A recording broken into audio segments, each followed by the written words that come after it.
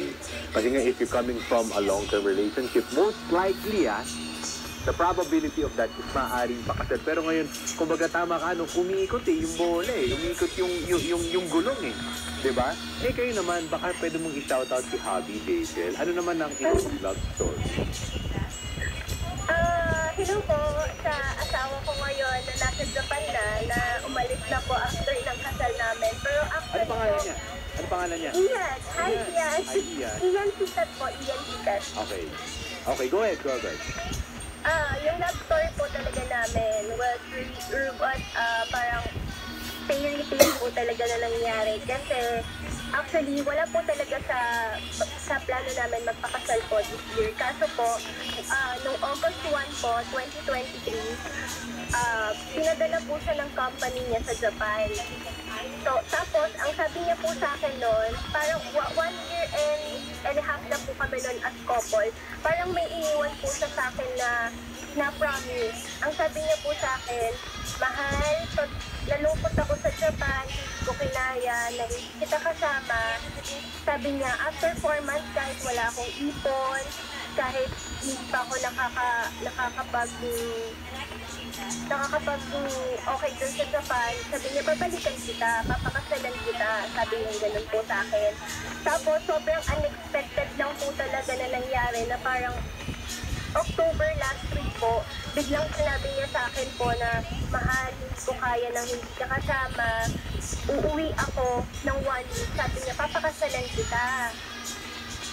Sabi, kaya po ang nangyari, yung wedding preparation po namin is naging parang 1 month and a half. Kasi ako naman po, siyempre, sino ba naman po ako para mag-refuse sa ganong promise na hindi ko po alam na tutuparin niya talaga.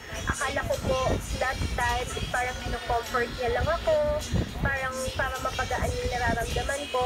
Sobrang unexpected po talaga na bigla din siyang nag-decide na mahal, papakasalan na kita, sure na ako, gano'n. Kaya yun po yung love story namin. As in, parang hindi pa po kami super long term. 1.5 year, parang, 1.5 year pa lang po kami. Pero we decided to get married na po talaga. Kasi we both sure na po sa isa't isa. When you know, you know. When you know, you know. And true love waits, diba? Kung dati, sobrang tagal ko din po kasi naging single bago ko po siya maging boyfriend. So, dun po, naniniwala po ako na talagang kapag hinintay mo at kung talagang para sa'yo, ibibigay po ni God talaga Kaya parang napatunayan ko po talaga yung worth the wait. yan. Yan po yung napatunayan ko talaga. Siguro ako, ang tanong ko lang sa'yo, Jazel, no? Nung mga time na single ka, baka meron ka namang i-share din na mga karanasan mo, both yung mga masasaya and malulungkot. Nako, sobrang dami po. Huwag naman lahat. Isa lang, isang fun story lang, di ba? Life of, how was it yung buhay single mo? Well, ma'am, to be honest po kasi nung single po ako, masaya din po talaga ako. Sobrang happy ko po. First of all, kasi parang nagkaroon po ako ng focus sa sarili ko. Wala po ako iisip sa gabi, may peace of mind po ako na parang hindi po iisipin na mahal pa ba niya ako, minahal niya ba ako. Wala po akong ganun thoughts. Kumbaga, in-enjoy ko lang po yung pagka-travel, yung pamper time sa sarili ko. During those time na mag-isa po ako. Pero para sa akin naman, ang disadvantage, syempre po, nandun po yung parang buti pa sila, may kasama, like sa picture po, parang buti pa sila, may travel buddy, buti pa sila, may kalambingan. Ganun lang naman po yung disadvantage. Pero habang nasa beach kayo, di ba? Paano yun? Pag sila nagsusubuan ng lunch, ikaw, ano ba yung yung mga nakakatawa? Niloloko ka rin ba nila? Ikaw ba yung lagi nilang pinapakilala, hinahanapan ng...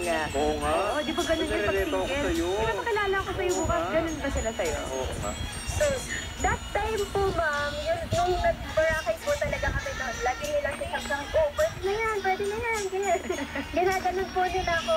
Pero kasi po, ako po kasi yung tipo na tao na hindi naman, alam mo,